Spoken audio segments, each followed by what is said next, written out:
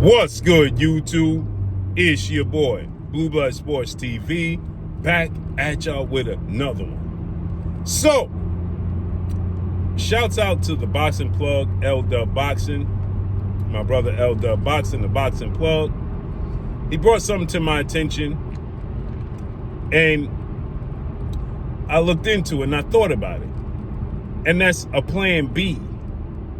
Not the plan B like you don't want the kid, but a plan B like you actually want it, right? Backup plan. And that's for undefeated 4-division world champion, superstar boxer, pound for pound king, 2-division undisputed world champion, and the reigning WBA junior middleweight world champion, Terence Bud Crawford, who has 41 wins, no losses, no draw, 31 wins by way of knockout.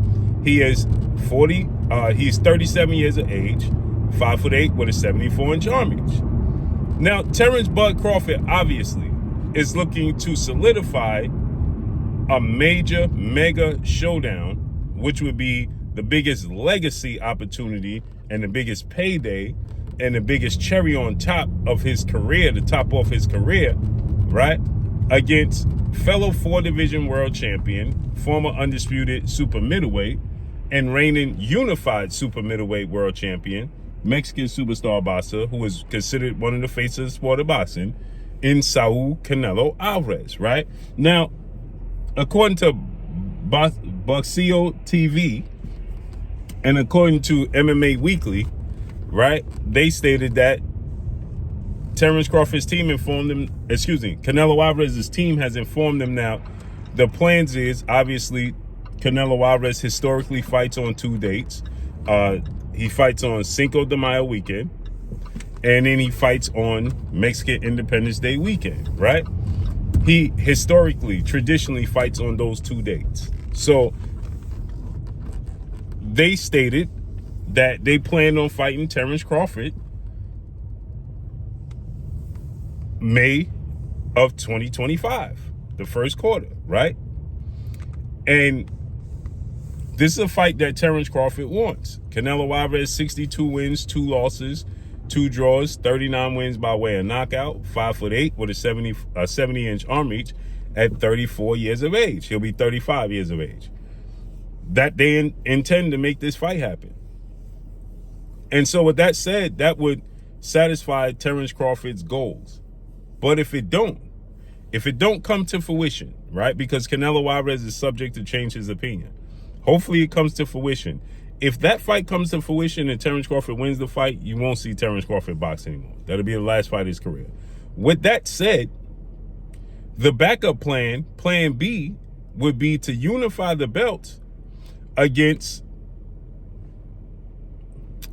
Bakrham Murtazaliev, undefeated Russian star junior middleweight world champion, 23 wins, no loss, no draw, 17 wins by way of knockout, 5'11.5" with a 74-inch arm reach, right?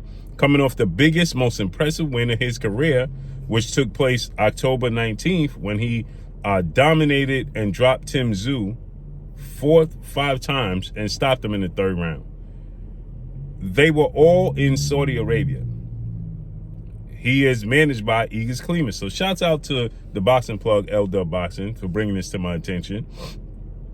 This looks like it could be the backup plan, which would be huge, because we know that Sebastian Fundora and Errol Spence are looking to fight in April. If they fight in April, Sebastian Fundora, if he loses, he'll be, that being Terence Crawford, elevated to the WBO champion, right? If Terence Crawford is elevated to the WBO champion and he fight Bakrham Murtazaliev for the IBF title, right? He'll be the unified champion. He'll be 1 fight away from being undisputed. And let's say Canelo still don't agree to fight him in September. Well, guess what? He could fight Errol Spence, Sebastian Fundora winner. In this case, it would be Errol Spence, a rematch with Errol Spence. That would be huge for him, because that makes him a 3-division undisputed champion. So that makes sense, right? Bakrham Murtazaliev, I believe, or Murtazaliev, however you choose to pronounce his name, I don't know how it's choose. That would be the toughest fight, in my opinion, of Terence Crawford's career.